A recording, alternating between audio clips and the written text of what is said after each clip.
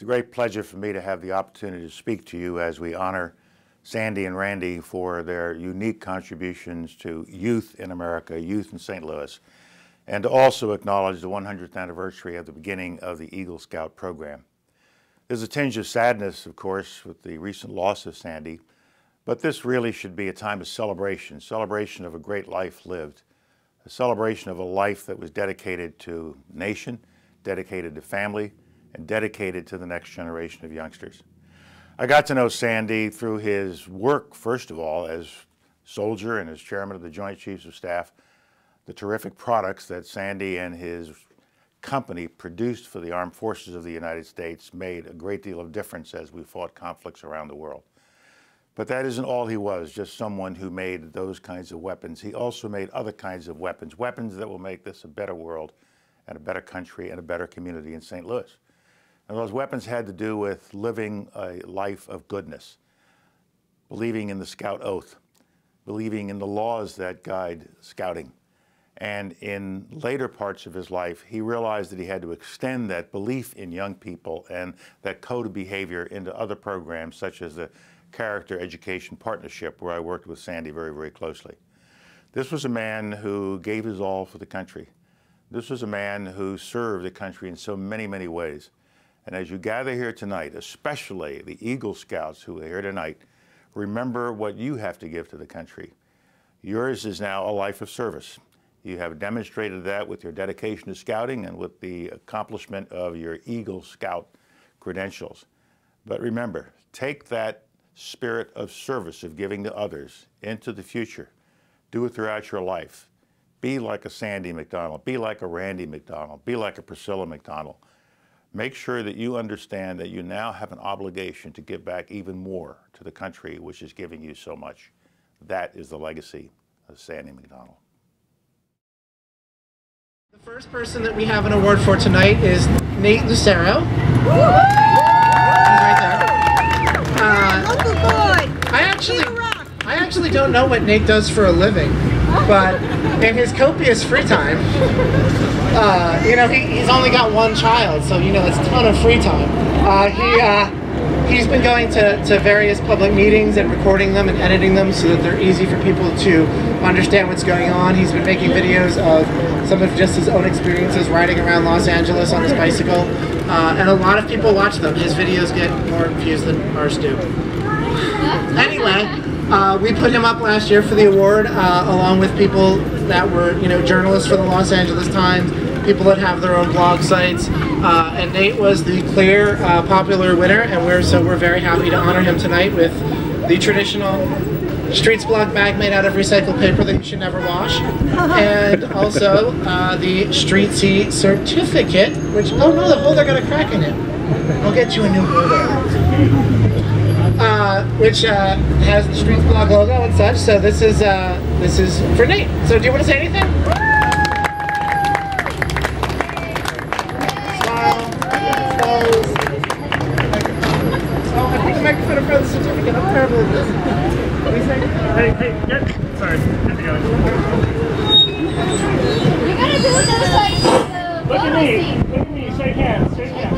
I gotta hold the microphone over here. 2, 3. Okay. Okay. It's comfortable. I should say thank you. So thank you. Eat the microphone. I'm not going to eat the microphone. I am hungry though. I want to say thank you to my wife. And thank you to Milo. Being a father has kind of kickstarted a lot of this motivation to have safer neighborhoods. It's not easy riding out there, so all my efforts are going towards hoping that people will get on their bikes and feel comfortable out there. It's a bit of a vicious cycle. We have slightly dangerous streets, so no one wants to ride them, but we need more people riding them so that more people care about riding in streets. So it takes a lot of effort to get that momentum going, and I have a lot of gratitude towards elected officials like Jose Rizar, who are willing to have the political will to do the right thing, which is to make our streets safer. Because it's not just a benefit for people who are riding bikes, but it's also a benefit for anyone who's walking on streets or anyone who's even driving on streets. Because we care about people who drive as well. So thank you for this award.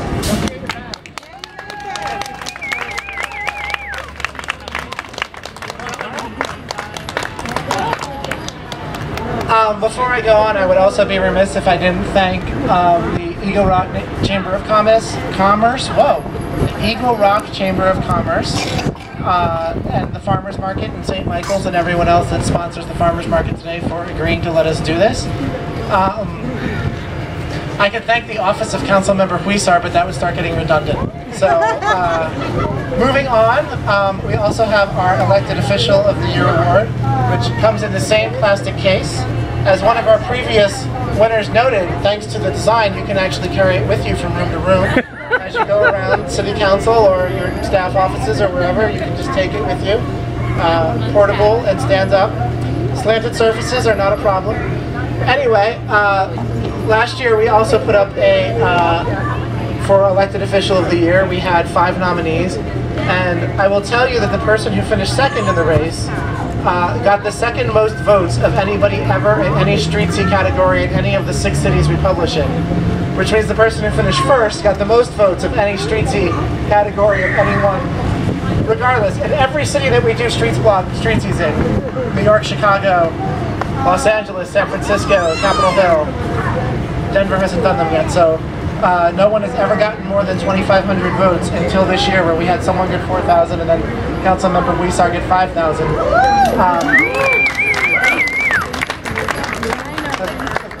This council district has a lot of firsts that we're seeing happen in other districts, which is, I think, why Streets Blog readers were so excited.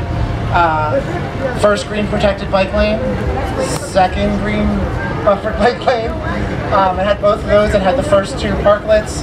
And so a lot of the innovations that we're seeing here, we're starting to see get picked up around the city, and that's really why we do it. I can also, and I just mentioned this stat to the council member, my favorite stat, political stat, and he got more votes for a streetsy than his opponent got in the last election. I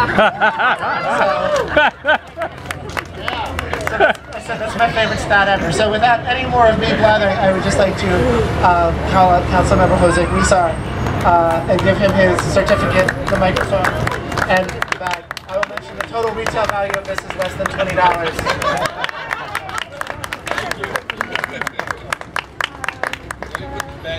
That's part of the award. Thank you so much. Sure.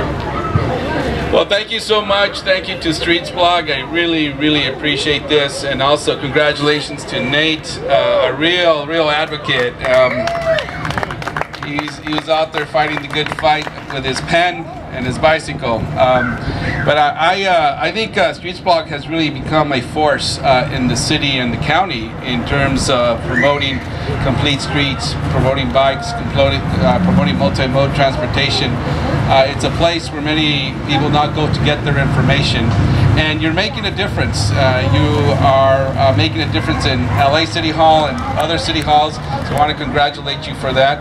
And CD14 was the place of many firsts. The first green bike lanes, the first parklet, first bike corral. And let me tell you, the first bike corral and the first parklets, it wasn't easy. We went to the Department of Transportation. They said, "What? We're not going to give you an inch of our street." What do you mean you're going to put bikes on our streets and put people sitting on benches and on our street area? But that led to a program called People Street now that the Department of Transportation has. It's much easier to put parklets and bike corrals throughout the city of LA, and I'm very proud and happy for that. And one thing where we're standing right now, very proud of the work we've done on Colorado Boulevard. This, along with another street in my district at Broadway in downtown LA, are the 2 largest road diets in the city of LA, and that is where we're beginning to recognize and support the idea that a lot of us have to share the same street. Pedestrians, bicyclists, cars, everybody has to share these streets, and I think it's made a great difference here. Now, I couldn't do the work I've done without your work, support, and advocacy. Certainly the Bike Coalition as well. Let's give them a big round of applause. And I want to thank my staff as well. People who raise your hand if you're in my staff. We got 2, 3 staff members here. They do a lot of the great work, and even like this. How do you guys like this? We took out all that green grass and put some drought-resistant plants up to help with the water conservation. Even before Governor Brown said there was we have our water drought. But thank you so much. This means a lot to me. It validates the work that I truly believe in, that we've been working on. It's not easy. It's been battles. It's been fights. But I think we're beginning to tip this fight and this huge war in our favor. Let's keep going ahead. Adelante. Thank you so much. All right, so before I give the microphone back, I just wanted to thank everyone else for coming out. You may note I said outgoing editor, so if anyone has things they want them to cover, they should talk to Joe. So again, thanks to everyone that came along on the ride and everyone that's listening now. And you can find us at la.streetsblog.org online. Thanks.